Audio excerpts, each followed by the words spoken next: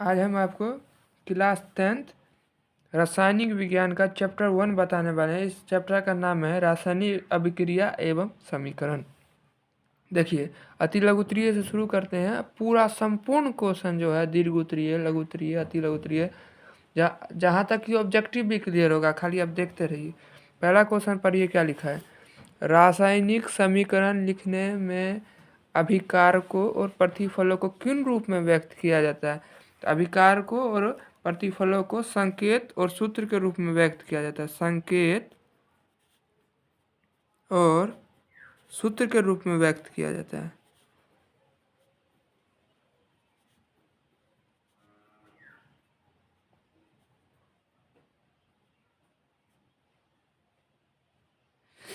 अभिकारकों को संकेत और सूत्र के रूप में व्यक्त किया जाता है। अगला क्वेश्चन देखिए, रासायनिक समीकरण में अभिकारकों और प्रतिफलों के बीच तीर चिन्ह प्रयोग क्यों किया जाता है। अभिकारक के बीच जो तीर चिन्ह रहता है उसका प्रयोग क्यों किया जाता है। तो अभिक्रिया की दिशा को दिखाने के लिए। अभिक्रिया की दिशा को दिखाने के लिए।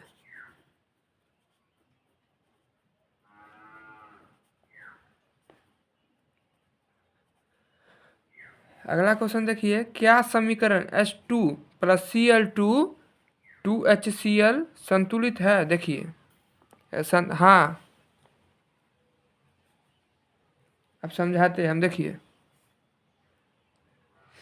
H का पावर कितना है 2, Cl का पावर कितना है 2। इसमें अब देखिए 2HCl यानी 2H है और Cl भी कितना है 2। हाँ, क्योंकि दोनों तरफ तत्वों के परमाणु की संख्या समान है।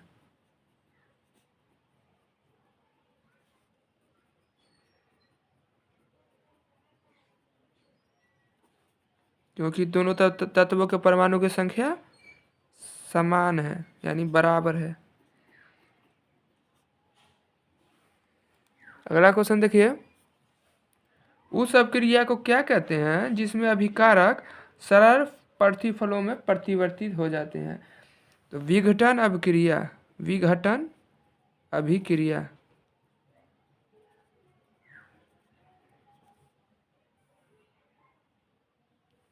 अगला क्वेश्चन देखिए, उस अभिक्रिया को का नाम बताएं जिसमें दो या दो अधिक अभिकारक परस्पर संयोग करके एक प्रतिफल बनाते हैं। संयोजन अभिक्रिया। संयोग करके यानी संयोजन अभिक्रिया बनाते हैं। संयोजन अभिक्रिया। अगला क्वेश्चन लिखिए, पढ़िए, किस प्रकार की अभिक्रिया में अभिकारक अपने गुणों का विनिमय मतलब आदान प्रदान करते हैं यानी अदली बदली करते हैं। तो वो जो है सो उभय विस्थापन अभिक्रिया में बदला जाता है। उभय विस्थापन अभिक्रिया में। उभय विस्थापन अभिक्रिया में। उभय विस्थापन अभिक्रिया का एक उदाहरण सिर्फ समीकरण के रूप में लिखें। देखिए, उभय विस्थापन अभिक्रिया मतलब विनिमय मतलब इसमें अदली बदली जो होता है मतलब आदान प्रदान किया जाता है। तो हम दिखाते हैं, जैसे देखिए NaCl + AgNO3 ये है। इसको देखिए हम विनिमय मतलब उभय विस्थापन में किया जिसमें आयनों का आदान प्रदान हो मतलब बदलता रहे। जैसे इसमें Na था, इसमें Ag है, तो अदली बदली करिए। Na यहाँ दे दीजिए, A यहाँ दे दीजिए, AgCl Ag यहाँ दे दिए और Na यहाँ दे दिए, NaNO3। अगला क्वेश्चन देखिए, क्या कॉपर आयरन से अधिक क्रियाशील है।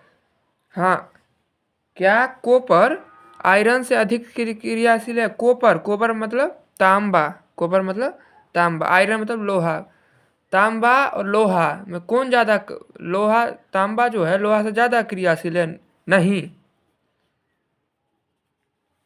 क्या संयोजन अभिक्रिया ऑक्सीकरण अवकरण अभिक्रिया है। हाँ। क्या उभय विस्थापन अभिक्रिया ऑक्सीकरण अवकरण अभिक्रिया है। नहीं।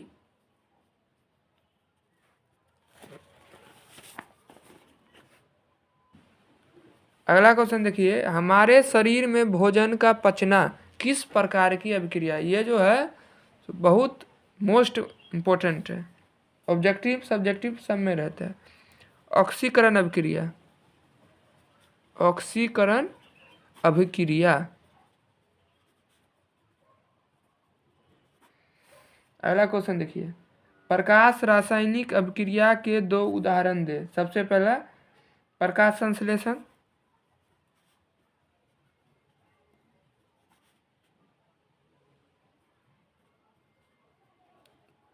दूसरा सूर्य के प्रकाश की उपस्थिति में AgCl का विघटन।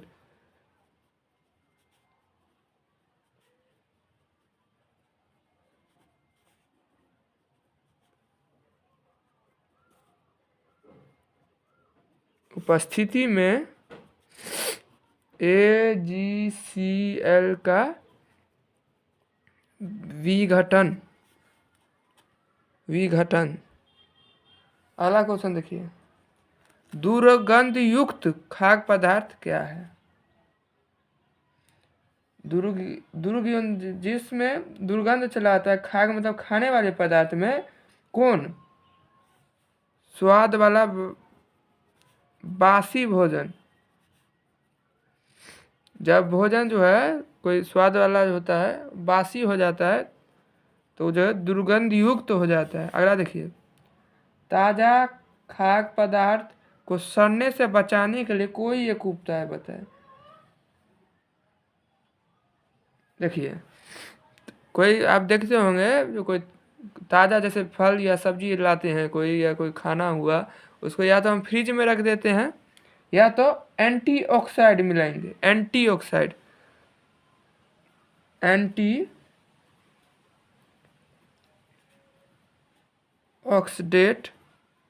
एंटीऑक्सीडेंट या फ्रिज में डालेंगे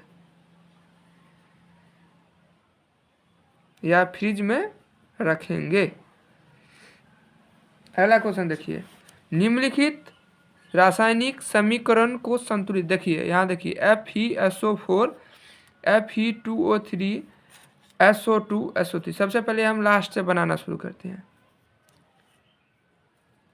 अब देखिए, ऑक्सीजन यहाँ पर जो है सो लोहा है, लोहा का परमाणु द्रव्यमान 1 है, सल्फर का भी 1 है, ऑक्सीजन का 4 है कि नहीं?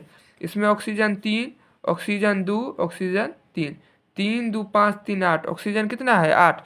तो 4 को कितना से गुना करेंगे तो 8 होगा, तो 2 से, 2 चौक 8, ऑक्सीजन 8 हो गया। ऑक्सीजन हमारा मिल चुका। देखिए सल्फर इसमें भी 1, सल्फर इसमें भी 1 है, सल्फर इसमें भी 1। लेकिन देखिए Fe लोहा कितना हो गया यहाँ पर? लोहा 2, यहाँ पर भी लोहा कितना है? 2। हमारा ये समीकरण संतुलित हो चुका। अगला क्वेश्चन देखिए, एक ऐसी अभिक्रिया का उदाहरण दे जिसमें दो यौगिक परस्पर संयोग करके एक एकल यौगिक बनाते हैं। जैसे देखिए H2, हाइड्रोजन और ऑक्सीजन मिलकर क्या बनाते हैं? जल, H2O। हाइड्रोजन ऑक्सीजन मिलकर क्या बनाते हैं? H2। देखिए अगला पढ़िए, समीकरण NaOH plus HCl NaCl plus H2O द्वारा निरूपित अभिक्रिया उदासीन अभिक्रिया है। इस अभिक्रिया का दूसरा नाम क्या? उदासीन अभिक्रिया का दूसरा नाम जो है द्विविस्थापन अभिक्रिया होता है। उदासीनीकरण अभिक्रिया का दूसरा नाम द्विविस्थापन अभिक्रिया होता है।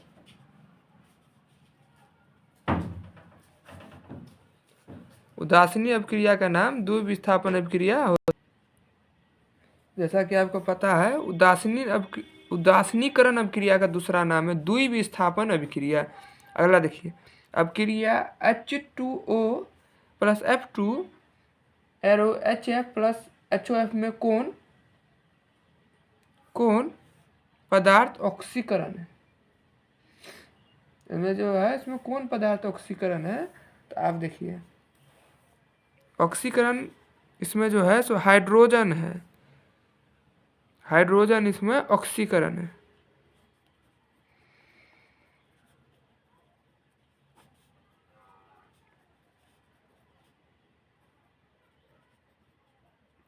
क्योंकि देखिए इसमें ऑक्सीजन O है, ऑक्सीजन का संयोग हुआ हाइड्रोजन के साथ, इसलिए हाइड्रोजन ऑक्सीकरण है। अगला देखिए, जस्ता के साथ तनु हाइड्रोक्सिलिक अम्ल को अभिक्रिया होने पर हाइड्रोजन गैस मुक्त होती है, किंतु कॉपर तांबा के साथ ये अभिक्रिया नहीं होती। क्यों? क्योंकि तांबा जो है जिंक की अपेक्षा कम क्रियाशील है। क्योंकि तांबा जिंक की अपेक्षा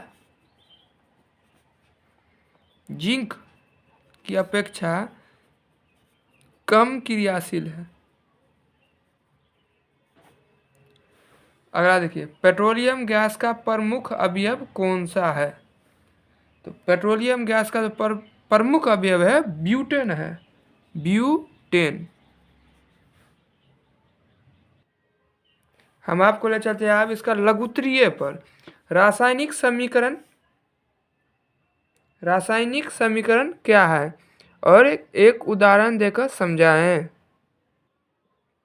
चलिए हम आपको बताते हैं। देखिए, किसी रासायनिक क्रिया में जब कोई पदार्थ भाग लेता है और संकेत सूत्र की सहायता से उस अभिक्रिया का संक्षिप्त निरूपण भी करता है, उसे रासायनिक समीकरण कहते हैं। देखिए किसी परिभाषा लिख देते, किसी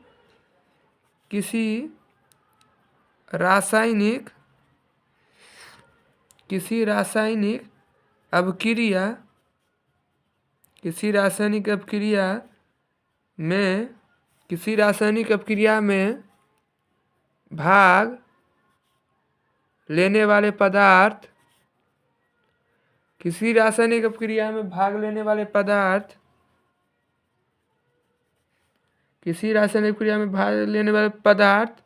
के कोई रासायनिक अभिक्रिया में भाग लेता है, उसके पदार्थ के संकेत और सूत्र की सहायता से उस अभिक्रिया का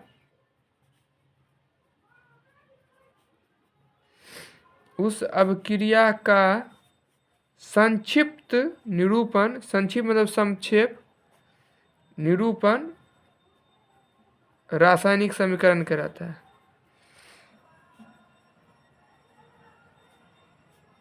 रासायनिक समीकरण कहलाता है।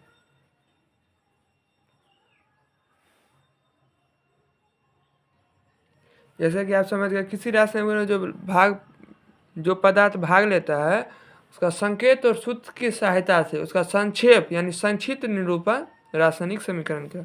अगला देखिए, संतुलित रासायनिक समीकरण किसे कहते हैं? तो संतुलित रासायनिक समीकरण उसे कहते हैं जिसके दोनों तरफ तत्वों के परमाणु की संख्या बराबर हो, संतुलित रासायनिक समीकरण कहलाता है। इसका एक एग्जाम्पल भी देंगे। वह समीकरण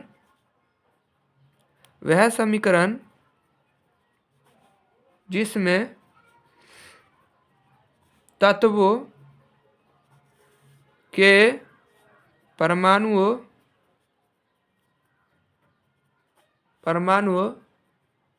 की संख्या बराबर होती है, उसे संतुलित रासायनिक समीकरण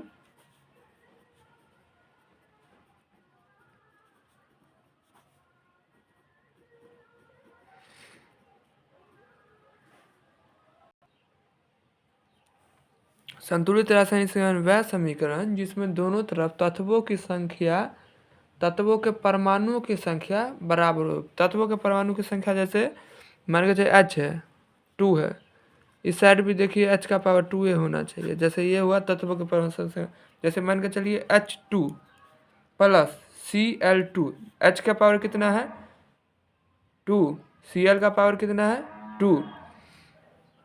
इसमें जो है दोनों तरफ तत्वों के परमाणु की संख्या बराबर होनी चाहिए। जैसे H2 प्लस Cl2 यानी H की पावर 2 है, Cl का पावर भी 2 है, तो इसको 2HC है। इसमें भी 2HCl, H का पावर भी 2 और Cl का पावर भी 2। अगला क्वेश्चन देखिए, रासायनिक समीकरण को संतुलित क्यों किया जाता है? रासायनिक समीकरण जो है उसको संतुलित क्यों किया जाता है? क्योंकि अभिकारकों की मात्रा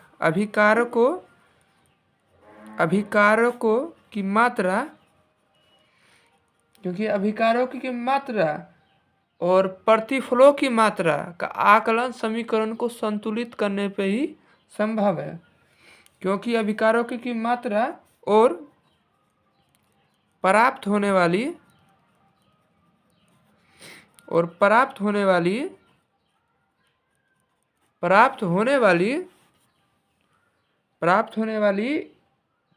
प्रतिफलों की मात्रा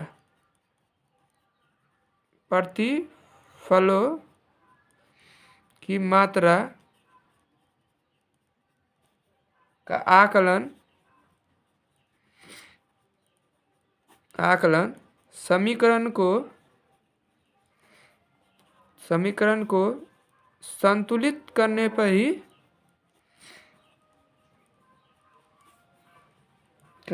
ही संभव है। इसलिए रासायनिक समीकरण को संतुलित किया जाता है।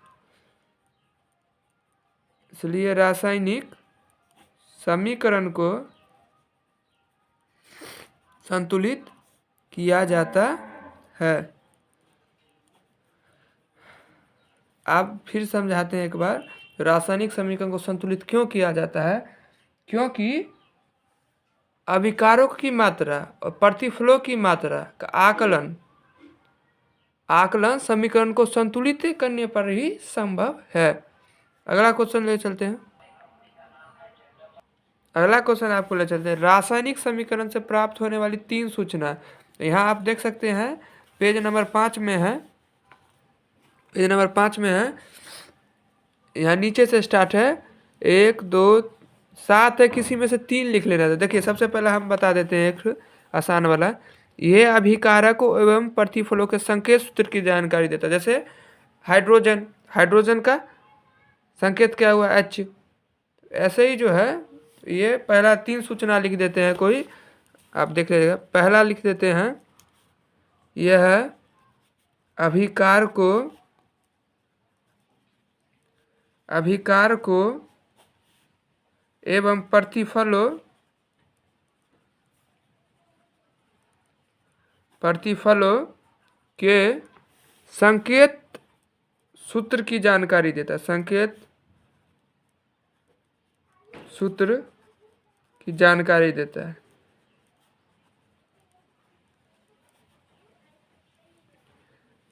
जैसे हाइड्रोजन का क्या होगा? H। ऐसे ही अगला देखिए, दूसरा ले दे देते हैं आसान वाला,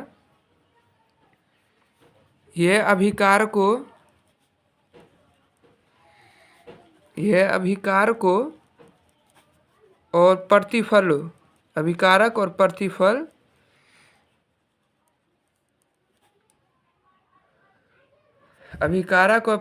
जैसे इस साइड होता है अभिकारक, इस साइड होता है प्रतिफल। यह अभिकारक और प्रतिफलों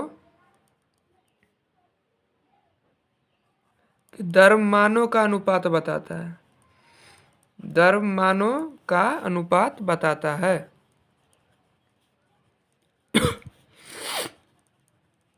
तीसरा बता देते हैं, 3 सूचना कोई भी लिख देना है 7 में से।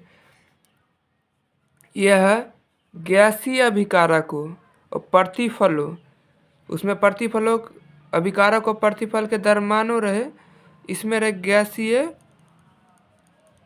गैसीय अभिकारकों और प्रतिफलों, गैसीय अभिकारकों और प्रतिफलों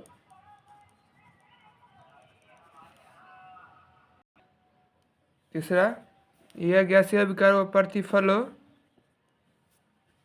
के आयतनों की जानकारी देता है। आयतन की जानकारी देता है। अगला क्वेश्चन देखिए, रासायनिक समीकरण से क्या फायदे? रासायनिक समीकरण जो है देखिए क्या फायदा है। जैसे मान के चलिए आपने लिखा हाइड्रोजन, हाइड्रोजन का संकेत क्या होता है, H। देखिए आप ध्यान से देखिए कितना जगह लिया, ये कितना जगह लिया। इससे समय की बचत होती है, हाइड्रोजन का जगह H लिख दिए। कागज पर कम लिखने की आवश्यकता भी होती है। दो, आप बताते हैं रासायनिक समीकरण से निम्नलिखित फायदे हैं। 3 फायदा। वैसे निरूपण इसका जो है ना बहुत आसान हो जाता है। निम्नलिखित फायदे हैं, पहला बताते हैं, किसी भी रासायनिक अभिक्रिया का, किसी भी रासायनिक अभिक्रिया का, किसी भी रासायनिक अभिक्रिया का निरूपण आसान होता है। निरूपण आसान होता है। अभी जैसे हमें आपको बताया, जैसे हाइड्रोजन है उसका संकेत H लिख दिया, इससे समय की भी बचत हुई, कागज की भी बचत हुई। निरूपण आसान होता है तथा समय की बचत होती है। समय की बचत होती है तथा लिखने के लिए, लिखने के लिए, लिखने के लिए, लिखने के लिए जो है कागज पर कम स्थान की जरूरत होती है। कागज पर कम स्थान की जरूरी होती है, कम स्थान की जरूरी होती है।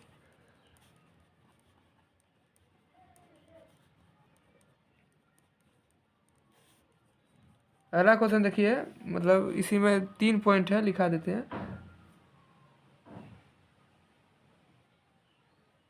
दूसरा बात जो है इसमें और एक है, जैसे आप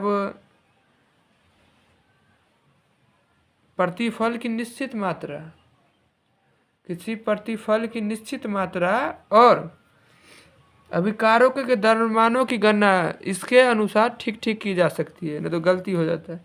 जैसे रासायनिक समीकरण की सहायता से, रासायनिक समीकरण की सहायता से प्रतिफल की निश्चित मात्रा, प्रतिफल, प्रतिफल आप सब नहीं समझते हैं। प्रतिफल जैसे मान के चलिए KClO3, पोटेशियम क्लोराइड जो है, तो पोटेशियम, मान के चलिए पोटेशियम और potassium chloride KCl, potassium chloride और ऑक्सीजन बनाते। तो ये जो है ना ऑक्सीजन, इसी को बोलते हैं प्रतिफल। ये रासायनिक समीकरण की सहायता से प्रतिफल की एक निश्चित मात्रा,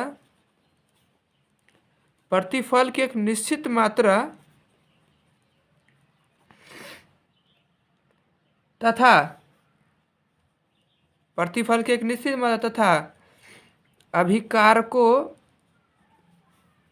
अभिकारकों के द्रव्यमानों की गणना, द्रव्यमानों की गणना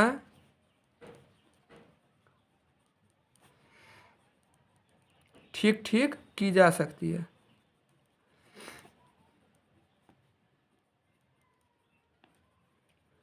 पहला हमने क्या बताया, जैसे इससे निरूपण आसान होता है, इससे समय की बचत होती है तथा लिखने के लिए कागज की कम स्थान की।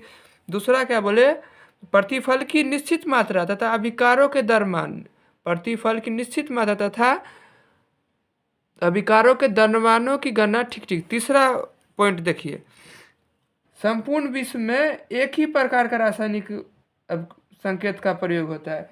जैसे मान के चलिए ना, जैसे कभी कभी इंग्लिश में आप पढ़े होंगे जो एक शब्द का बहुत हिंदी हो जाता है, एक ही वर्ड का बहुत हिंदी। लेकिन संपूर्ण विश्व में जैसे हाइड्रोजन का H है, तो संपूर्ण विश्व में हाइड्रोजन को अच्छे के द्वारा निरूपित किया जाएगा। जैसे संपूर्ण विश्व में, संपूर्ण विश्व में एक ही प्रकार का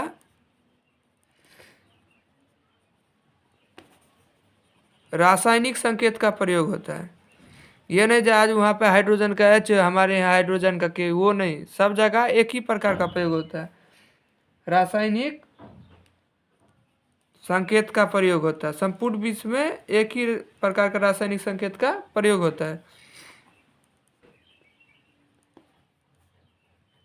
इससे होता क्या है, वैज्ञानिकों को रासायनिक समीकरण की जानकारी लेने में कोई कठिनाई नहीं होती है तथा इससे वैज्ञानिकों को रासायनिक संकेत की जानकारी लेने में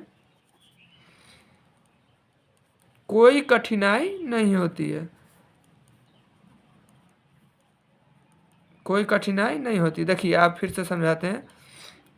इससे निरूपण आसान होता है, इससे समय की बचत होती है, इससे कागज पर कम लिखने की आवश्यकता होती है और संपूर्ण विश्व में एक ही प्रकार का रासायनिक संकेत का प्रयोग होता है। इससे वैज्ञानिकों को संकेत की जानकारी प्राप्त करने में कोई कठिनाई नहीं होती है। अगला क्वेश्चन पहले चलते हैं। अगला क्वेश्चन हम आपको बताते हैं। अभिक्रिया के फलस्वरूप उत्सर्जित गैस और अपक्षेप बनने की जानकारी किस पर। देखिए सबसे पहले हम समझते हैं गैस के उत्सर्जन की जानकारी। जो गैस जब उत्सर्जन होता है तो उसकी जानकारी किस प्राप्त की जाती है। गैस के उत्सर्जन की जानकारी, इसकी जानकारी आप कैसे प्राप्त करते हैं दिखाते हैं। यदि अभिक्रिया के फलस्वरूप कोई गैस निकलती है तो समीकरण गैस के सूत्र के ठीक बाद इस प्रकार का चिन्ह दिया जाता है। एरो, उल्टा एरो समझिए ना इसको। जैसे यदि अभिक्रिया के फलस्वरूप कोई गैस निकलती है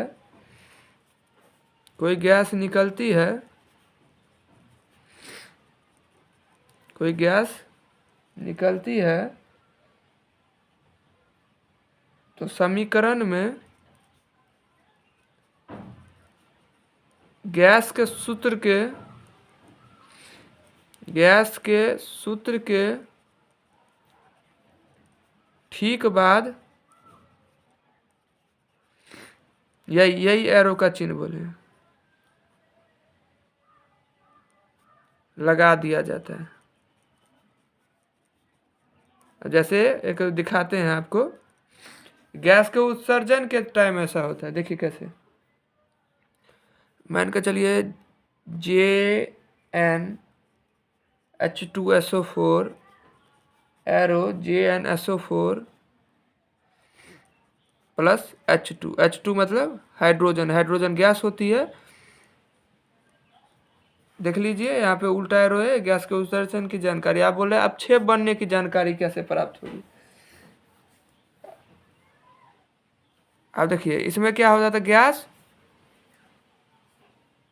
यदि अभिक्रिया को गैस निकलती है, जब निकले तो गैस के उत्सर्जन की जानकारी, अपक्षेप बनने की जानकारी कब होगी। देखिए यदि अभिक्रिया के फलस्वरूप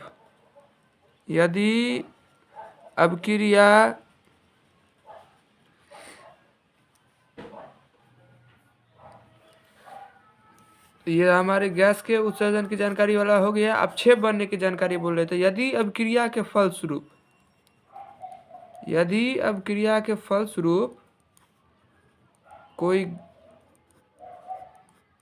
कोई गैस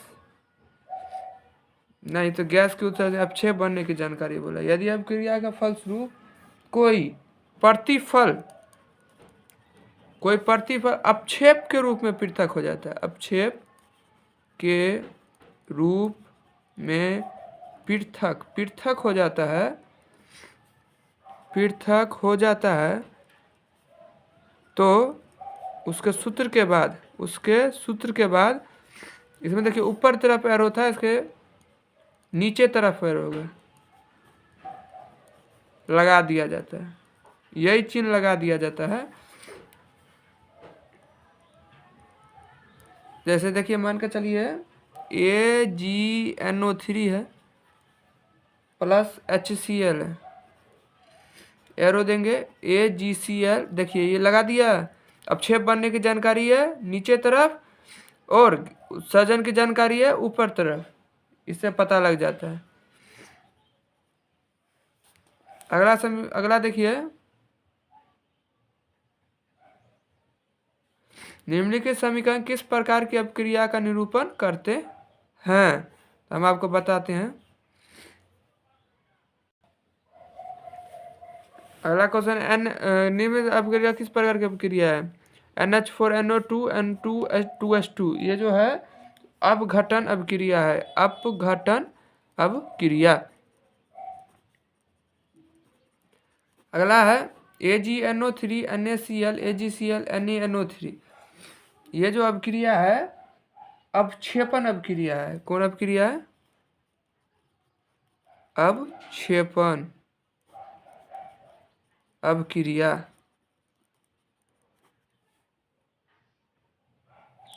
अगला क्वेश्चन क्या है, संयोजन अपक्रिया क्या है। वह अपक्रिया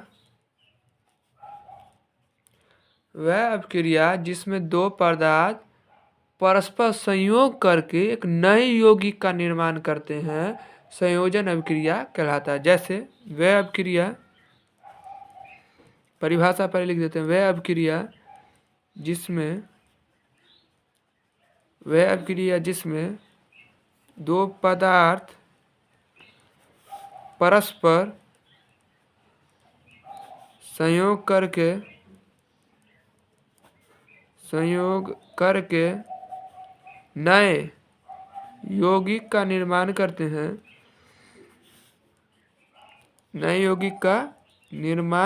हैं, उसे संयोजन अपक्रिया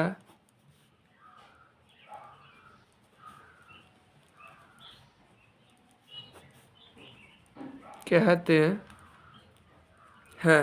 जैसे मान कर चलिए H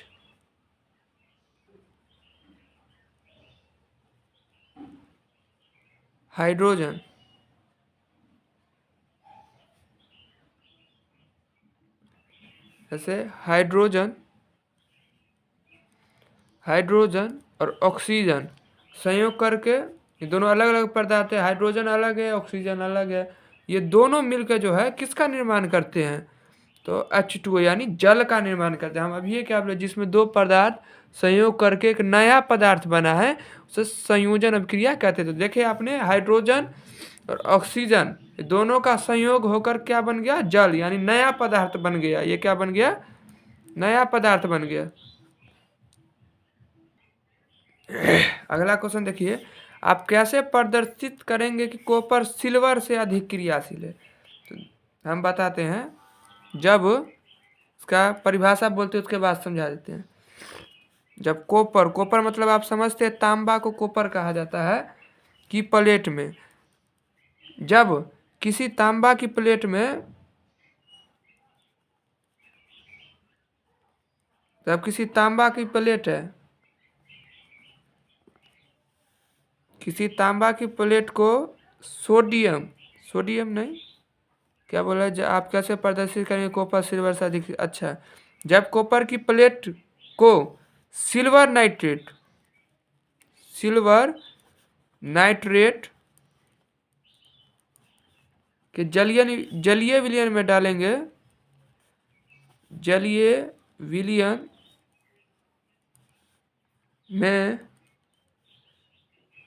विलयन में डाला जाता है, तब सिल्वर कॉपर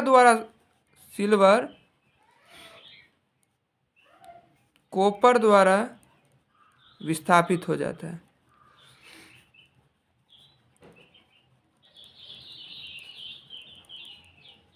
जैसे हम अभी आपको समझाते हैं।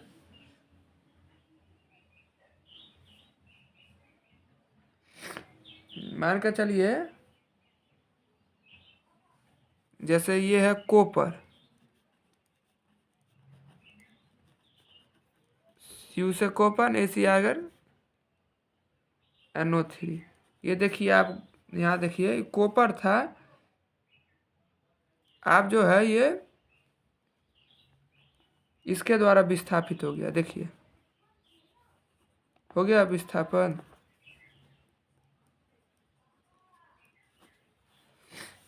Cu+2AgNO3 ArCuNO3। इसमें जब हम किसी सिल्वर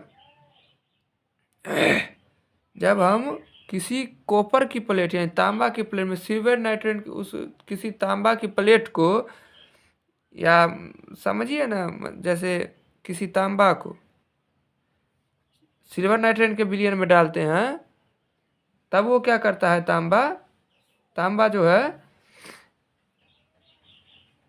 कॉपर सिल्वर को अपने में विस्थापित कर लेता है। जैसे Cu2Ag है, ये Ag मतलब हुआ सिल्वर, NO3 मतलब हुआ सिल्वर नाइट्रेट का हुआ ये जलीय विलयन जो था, ठीक है। 2Ag हुआ सिल्वर नाइट्रेट। तो देखिए कॉपर को सिल्वर नाइट्रेट के साथ अभिक्रिया किए, तो ये जो है कॉपर जो है सिल्वर के साथ अभिक्रिया कर लिया। देख लिए, जब कॉपर को सिल्वर नाइट्रेट के साथ अभिक्रिया किए तो कॉपर क्या किया, कॉपर जो है सिल्वर को अपने साथ अभिक्रिया कर लिया। देख लिए। अगला क्वेश्चन देखिए, ऑक्सीकरण अपकरण अभिक्रिया क्या है। देखिए हम बताते हैं। ऑक्सीकरण के जिसे कहते हैं जिसमें ऑक्सीजन का संयोग हो, हाइड्रोजन का निष्कासन हो, ऑक्सीकरण अपक्रिया कहलाता है। और अपकरण अपक्रिया क्या है, अपकरण क्रिया ये हुआ जिसमें हाइड्रोजन का संयोग हो और ऑक्सीजन का त्याग हो। लिखाते हैं, ऑक्सीकरण से लिखाते हैं, ऑक्सीकरण अपक्रिया क्या है। वैसी रासायनिक अपक्रिया, वैसी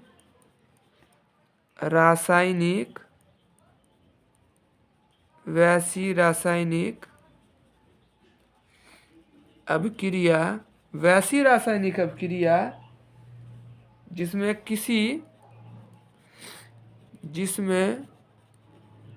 किसी तत्व या यौगिक से, वैसी रासायनिक अपक्रिया जिसमें किसी तत्व या यौगिक से ऑक्सीजन का संयोग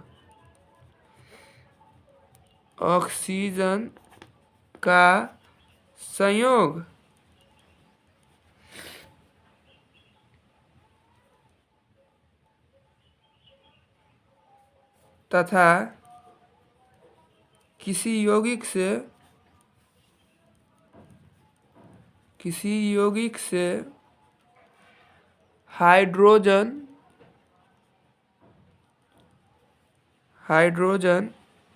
का निष्कासन होता है,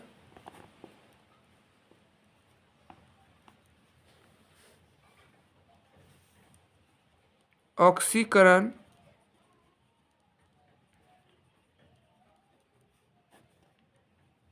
अभिक्रिया कहलाता है। जब किसी तत्व या यौगिक से ऑक्सीजन का संयोग हो, किसी यौगिक से हाइड्रोजन का निष्कासन हो, तो ऑक्सीकरण कहलाता है। इसी के विपरीत अपकरण अपक्रिया होगी, बताते हैं। अपकरण,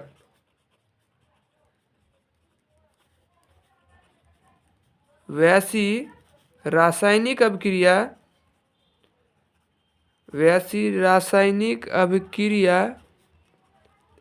ऑक्सीकरण का विपरीत इसमें लिख दिया ना। इसमें जैसे ऑक्सीजन का संयोग होता था, इसमें हाइड्रोजन का संयोग होगा और ऑक्सीजन का निष्कासन होगा।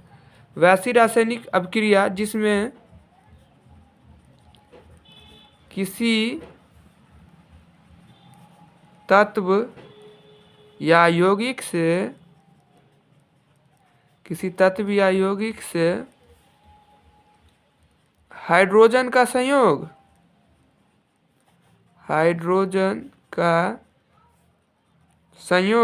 तथा किसी यौगिक से ऑक्सीजन का निष्कासन होता है, ऑक्सीजन का निष्कासन होता है,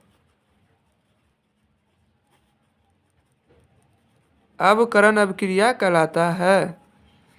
अवकरण अभिक्रिया कहलाता है। किसी तत्व या यौगिक से हाइड्रोजन का संयोग, ऑक्सीजन का निष्कासन हो तो अवकरण अभिक्रिया कहलाता है। जब किसी तत्व या यौगिक से ऑक्सीजन का संयोग हो, हाइड्रोजन का निष्कासन हो तो उसे ऑक्सीकरण अभिक्रिया कहते हैं। अगला क्वेश्चन पढ़ते हैं। निम्नलिखित अभिक्रियाओं में संयोजन और कौन विस्थापन अभिक्रिया है? कौन संयोजन और कौन विस्थापन अभिक्रिया? देखिए इसमें क्या लिखा है, KBr Cl2 2KCl Br2। देखिए यहाँ K था, यहाँ भी अभी K है। Br यहाँ था लेकिन इसमें Br चला गया इस साइड, इसमें Cl था इस साइड, उसमें Cl आ गया इस साइड। जब आयनों की अदली बदली हुई है तो इसे कौन अभिक्रिया कहेंगे? विस्थापन अभिक्रिया।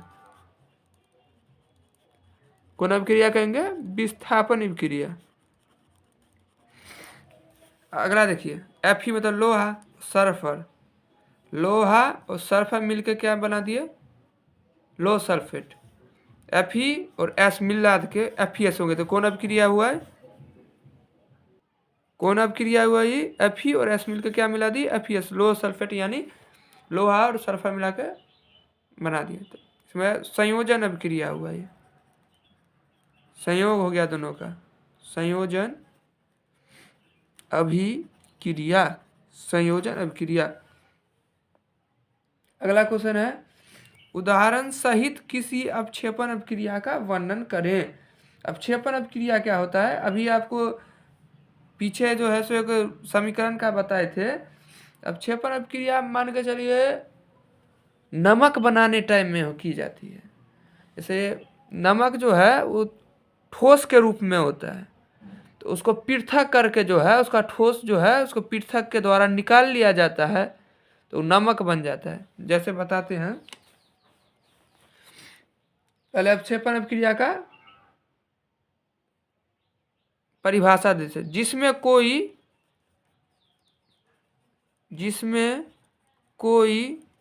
प्रतिफल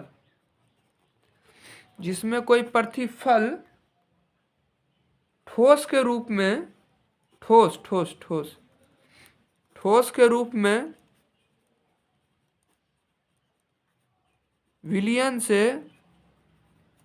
मतलब वही एसिड, विलयन से पृथक मतलब बाहर हो जाना, पृथक हो जाता है,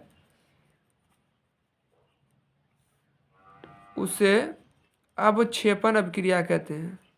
अवक्षेपण अभिक्रिया कहते हैं।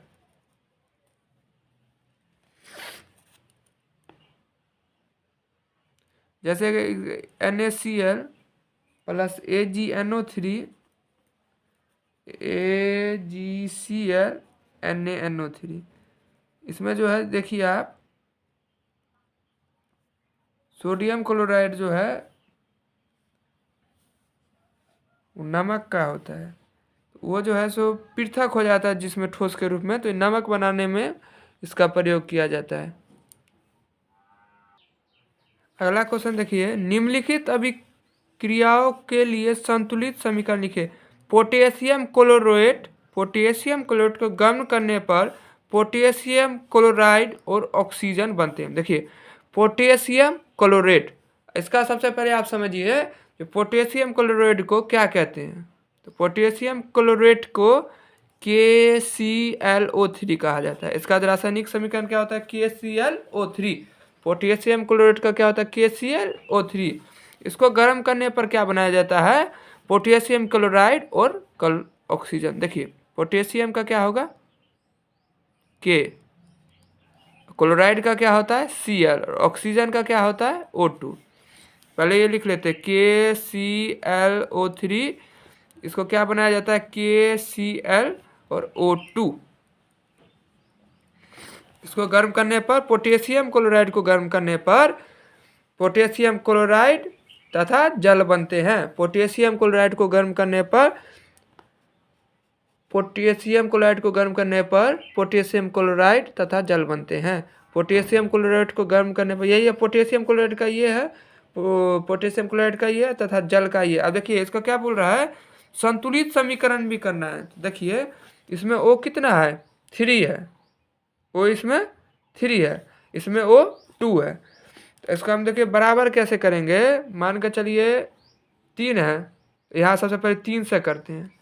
इस साइड 3 है, 3 से क्या, 3 दूनी 6। अब देखिए 3 को कितना से गुना करेंगे तो 6 होगा, 2 से।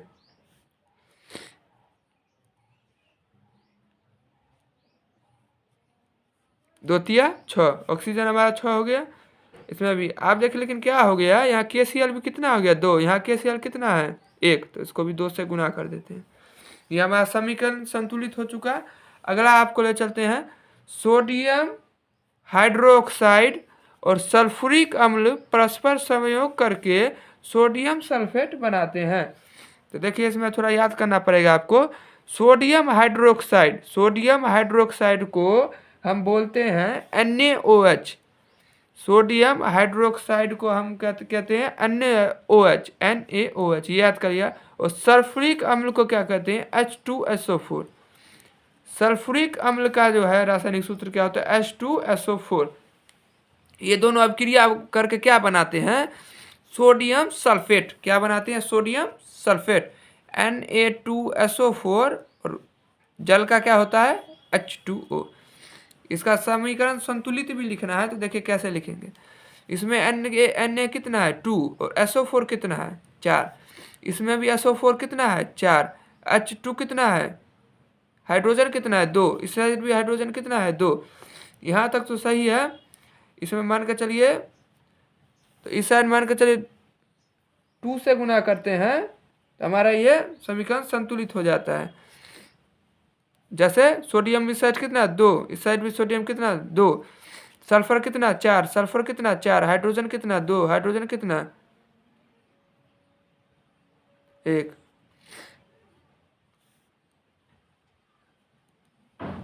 चाहिए O भी है बीच में।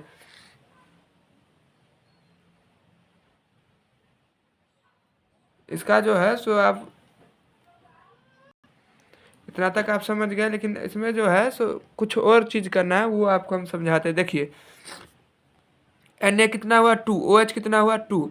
यहाँ आप ध्यान दीजिए, H यहाँ पे 2 है, तो 2 2 4। लेकिन इस साइड H कितना है, 2, तो यहाँ से 2 से गुना कर लेंगे, तो हमारा समीकरण संतुलित हो जाता है। और देखिए क्या लिखा है, कैल्शियम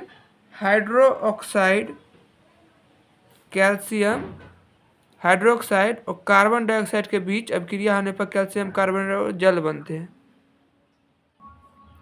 अगला देखिए क्या लिखा है, कैल्शियम हाइड्रोक्साइड का क्या होगा, जैसे सोडियम हाइड्रोक्साइड का तो NaOH हो गया था, तो कैल्शियम का क्या होता है, Ca, हाइड्रोक्साइड का OH CaOH।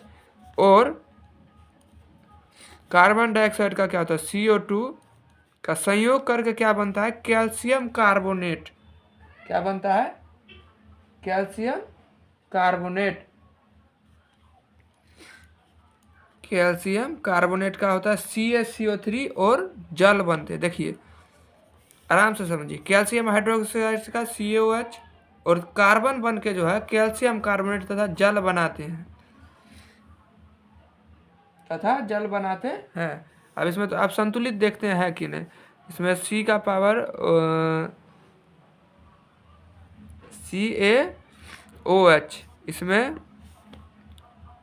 जो है सो CO2 2 है, इसमें 3 है, तो मान कर चलिए यहाँ पे 3 है, यहाँ पे H कितना है, 2, इसमें H है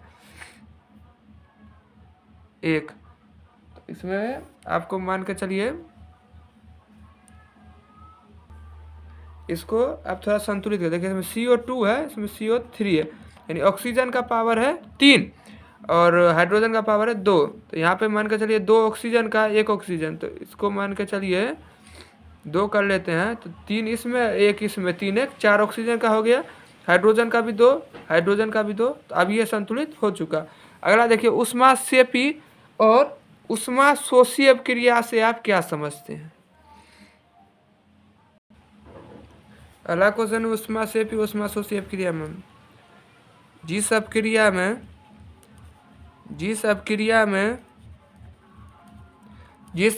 अभिक्रिया में ऊष्मा निकलती हो, जिस अभिक्रिया में ऊष्मा निकलती हो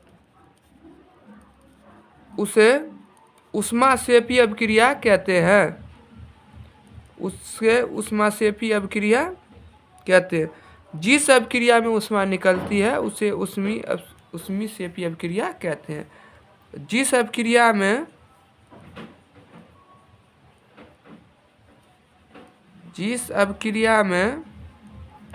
अभिक्रिया में ऊष्मा का अवशोषण हो,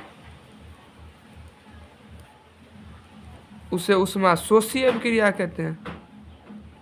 उसे ऊष्माशोषी अभिक्रिया कहते हैं। उसे ऊष्माशोषी अभिक्रिया कहते हैं। अगला क्वेश्चन है कॉपर सल्फेट के विलयन में लोहा का एक टुकड़ा डाल दिया, लोहे की कांटी डाल दी जाए तो विलयन का रंग जो है क्यों बदल जाता है? बताने के लिए आंसर बताते हैं। जब लोहे की कांटी को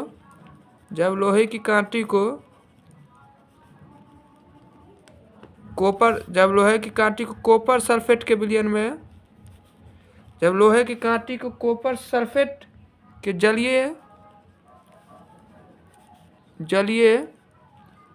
विलयन, जब लोहे की कांटी को कॉपर सल्फेट के विलयन में डाल दिया जाता है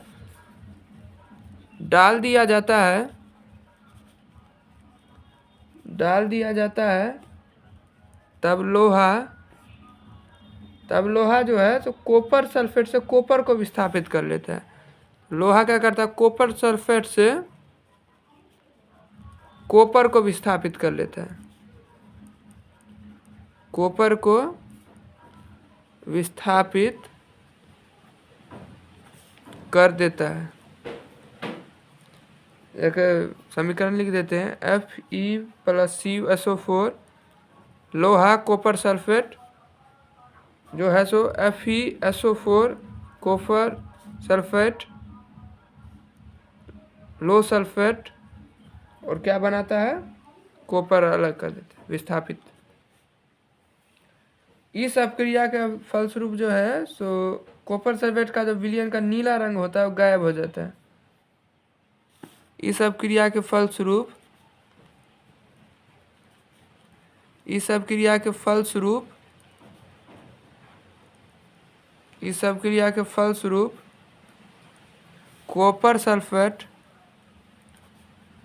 कॉपर सल्फेट के विलयन का नीला रंग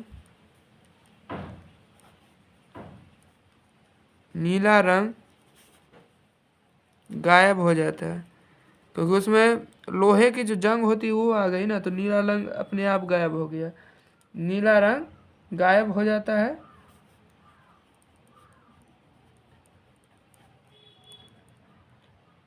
और FeSO4 बनने के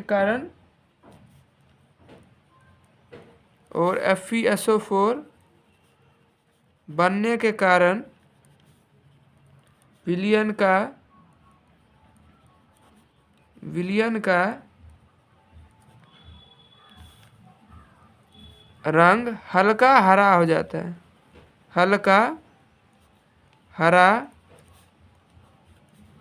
हो जाता है।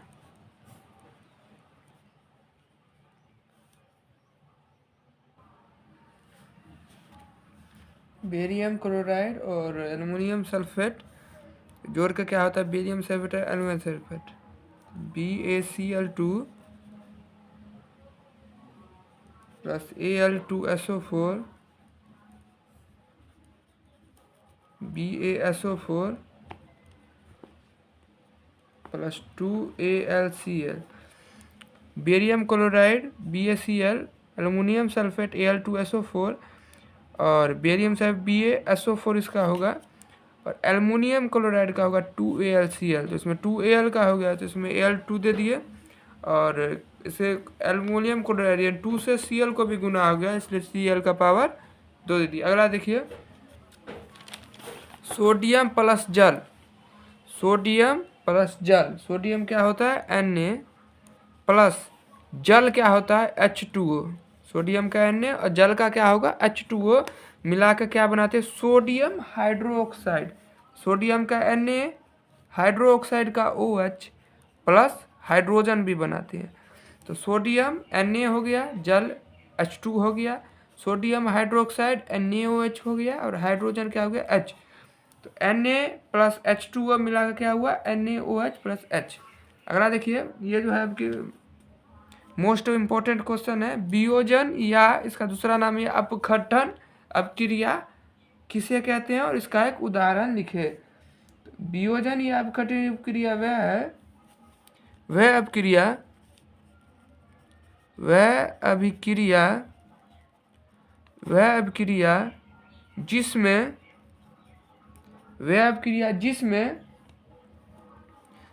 किसी यौगिक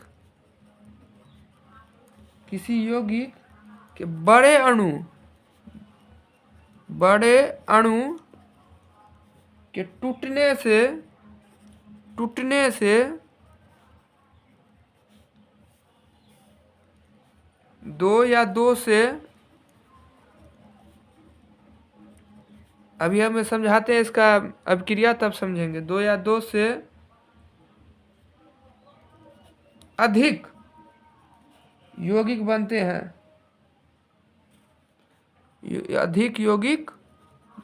हैं,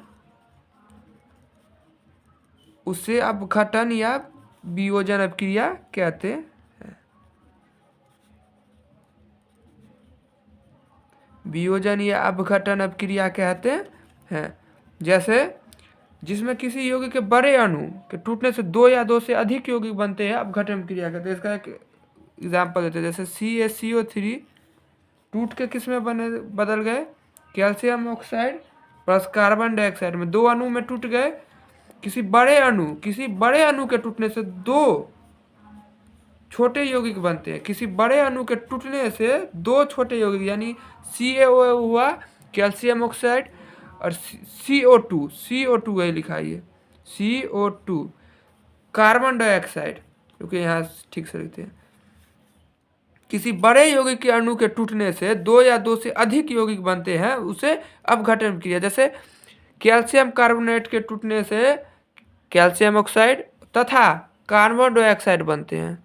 कैल्शियम ऑक्साइड के बनने से तथा वे अपक्रिया जिसमें किसी यौगिक के बड़े अणु के टूटने से दो या दो से अधिक यौगिक बनते हैं, उसे अपघटन अपक्रिया कहते हैं। जैसे देखिए, किसी बड़े यौगिक के अणु से टूटने से दो छोटे यौगिक CaO यानी calcium oxide plus CO2 carbon dioxide. अगला क्वेश्चन देखिए, अगला क्वेश्चन, एक परख नली के रखे रेड नाइट्रेट के विलयन में पोटेशियम आयोडीन के विलयन मिलाने पर आप क्या परीक्षण पाएंगे। लेड नाइट्रेट के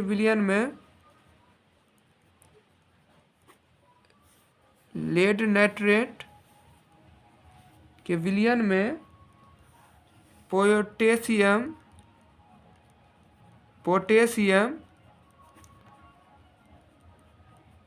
आयोडाइड का विलयन मिलाने पर PbL2 का पीला अपक्षेक प्राप्त होता है।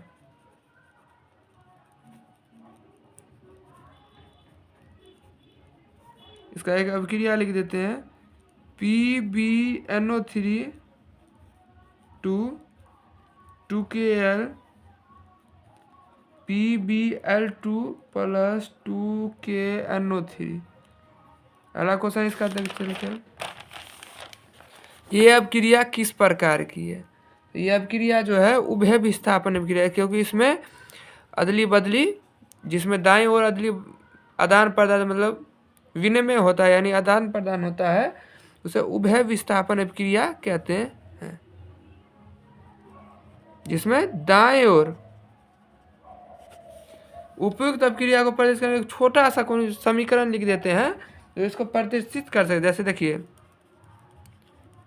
दाएं ओर हम बोले जो आदान प्रदान यानी विनिमय हो, जैसे डबल एक्स ए बी, तो इसका दाएं ओर क्या है एक्स, तो इसका जो एक्स है इसका दाएं ओर क्या है बी, इसका अदली बदली बी इस साइड दे दीजिए एक्स इस साइड दे दीजिए, एक्स बी प्लस ए एक्स, आयनों का आदान प्रदान हो गया जो है हम समझ गए।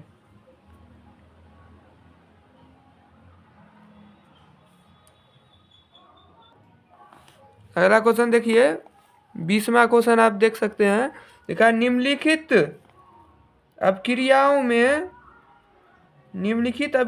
में ऑक्सीकरण की पहचान कहते हैं। ऑक्सीकरण किसे कहते हैं? जिसमें ऑक्सीजन का संयोग हो। तो देखिए इसमें 3 ठो लिखा है, इसमें देखिए क्लोरीन का संयोग है, नहीं हुआ। इसमें ध्यान दीजिए H2O, इस साइड तो O है लेकिन इस साइड हाइड्रोजन का संयोग है। इस साइड देखिए O ऑक्सीजन का संयोग, इसमें भी देखिए ऑक्सीजन का संयोग। हमारा तीसरा आंसर होगा 2Mg प्लस O2, क्योंकि इसमें देखिए दोनों साइड ऑक्सीजन का संयोग हो रहा है तो ऑक्सीकरण अभिक्रिया कहलाता है। जिसमें ऑक्सीजन का संयोग हो ऑक्सीकरण, तो दोनों साइड जो है ऑक्सीजन का संयोग होता है, आप देख सकते हैं। एक 2MgO2 2MgO। अगला ये दीर्घ उत्तरीय पर रासायनिक समीकरण क्या है? तो रासायनिक समीकरण का परिभाषा पीछे लिखा दिए हैं, वो लिख लेना है। रासायनिक समीकरण का परिभाषा जो है जो लिख लेना है पीछे से। अगर उसके बाद देखिए वो लिखा है निम्नलिखित समीकरण से कौन सी सूचनाएं प्राप्त होती है। यहाँ जो हमको समीकरण दिया गया है इससे कौन सी अभिक्रिया मतलब कौन सी सूचना प्राप्त होती है। तो इसमें जो है आप सब रासायनिक समीकरण का परिभाषा देख लीजिए, पीछे में लिखा है, हम इस वीडियो में भी बोले हैं, किताब में भी है। और जिसमें कोई पदार्थ जो है, जिसमें कोई पदार्थ अभिक्रिया में भाग लेता है और संकेत सूत्र की सहायता से उसका संक्षेपण निरूपण करता है, उसे रासायनिक समीकरण। पीछे वाले में वीडियो में भी है, आप देख लीजिएगा। इससे सूचना क्या क्या प्राप्त होता है इस समीकरण से हम बताते हैं। इससे अभिकारकों की संकेत सूत्र की जानकारी मिलती है। और क्या सूचना प्राप्त होगा? इससे अभिकारकों की संकेत सूत्र की जानकारी मिलती है, संकेत सूत्र की जानकारी मिलती है। ये हो गया। अब लिखा है अगला क्वेश्चन, निम्नलिखित रासायनिक समीकरण को संतुलित करें। निम्नलिखित रासायनिक समीकरण को संतुलित करें। CaOH2 HNO3 CaNO3 H2। देखिए इसमें ध्यान दीजिए, C जो है सो दोनों में सेम है, इसमें भी C है सेम, इसमें भी Ca का इसमें भी एक है, इसमें भी एक। आगे देखिए क्या है, OH2 यानी O का पावर भी कितना है 2, इसमें H का पावर भी 2 हो चुका है। ठीक है कि O का पावर जो है तो 2 नहीं हुआ। आप क्या करेंगे देखिए ध्यान से, CaOH2 इस साइड तो पूरा बराबर है। इसमें देखिए H जो है एक और है HNO3, एक साइड हल करेंगे तो Ca, इसमें तो H है तो इसको क्या करेंगे हम 2H, H का पावर 2 तो एक H यहाँ ले आते हैं। इससे क्या होगा,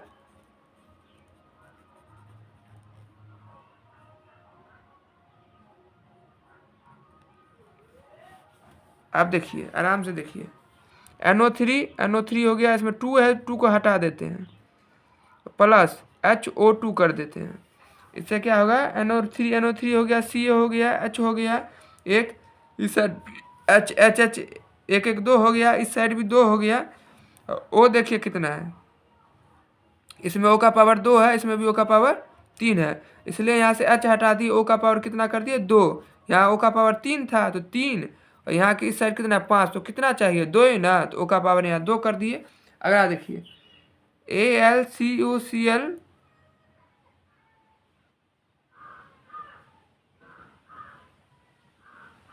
Al, अब चलिए इसको संतुलित करते हैं। देखिए Al है, इस साइड Al है, Cu पावर 1 है, इस साइड भी Cu का पावर, Cu का हमको टच नहीं करना है। लेकिन यहाँ देखिए Cl यहाँ 3, यहाँ Cl 2 है, तो मान कर चलिए इस साइड हम 2 है, इस साइड हम 3 से गुना कर देते हैं, 3 दूनी 6, इस साइड 2 से कर देते हैं, 2 तिया 6, हमारा जो है ये दोनों सेम आ चुका है। लेकिन अब क्या हो गया, यहाँ पर Cl मिल गया, ये भी मिल गया। अब देखिए Al का पावर कितना हो गया 2, तो यहाँ पर भी 2 से गुना करेंगे। अब देखिए यहाँ Cu का पावर कितना हो गया 3, तो यहाँ पर भी Cu का कितना से गुना करेंगे 3 से। ये हमारा समीकरण संतुलित हो चुका है। विस्थापन एवं वह विस्थापन अभिक्रिया में अंतर बताएं। तो विस्थापन अभिक्रिया वह अभिक्रिया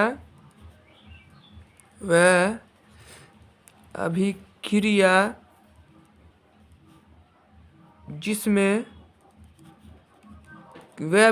किसी अणु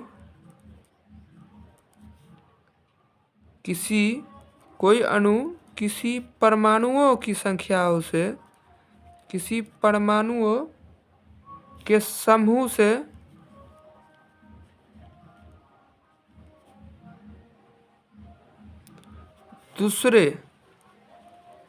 दूसरे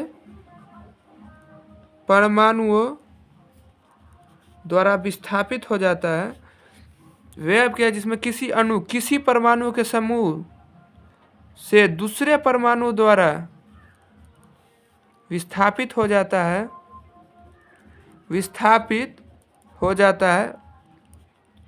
विस्थापन अभिक्रिया कहलाता है। विस्थापन अभिक्रिया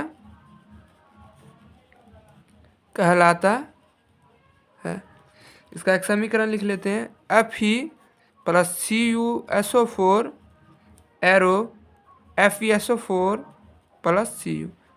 अगला देखिए उभय विस्थापन अभिक्रिया किसे कहते हैं, जिसमें अभिक्रिया अपने आयनों का आदान प्रदान करते हैं, उभय विस्थापन अभिक्रिया कहलाते हैं।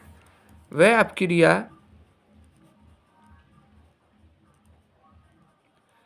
अभिक्रिया जिसमें यौगिक अपने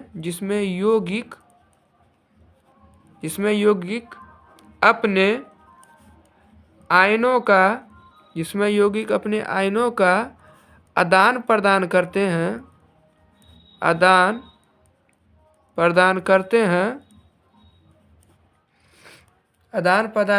हैं, उसे उभय विस्थापन अभिक्रिया कहते हैं। जैसे देखिए NaCl AgNO3 सोडियम और सिल्वर क्लोराइड जो है AgCl NaNO3 में बदलते। इसमें देखिए क्या अंतर है, आप देखिए इस साइड Na था, इस साइड Ag था, तो इसमें जो अदली बदली हो गया, Na जो है Ag के जगह चला गया और Ag जो है Na का चला। जिसमें आयनों का आदान प्रदान हो उसे हम उभय विस्थापन अभिक्रिया कहते हैं। अगला चलिए क्वेश्चन अगला पे ले चलते हैं। निम्नलिखित किस प्रकार की अभिक्रिया शरीर में भोजन का पचना, ऑक्सीकरण अभिक्रिया आपको जो उसमें भी बता चुके थे, जो ऑक्सीकरण अभिक्रिया जो है तो शरीर में भोजन ऑक्सीकरण अभिक्रिया कहलाता है। FeCuSO4 Cu FeSO4 ये कौन सी अभिक्रिया है, तो रेडॉक्स अभिक्रिया, आगे में लिखा है रेडॉक्स अभिक्रिया। CaOH2HCH इसमें जो है आप ध्यान देखिए आराम से देखिए, इसमें देखिए एकल विस्थापन अभिक्रिया में क्या होता है, जिसका जो है सो दाएं ओर समझिए,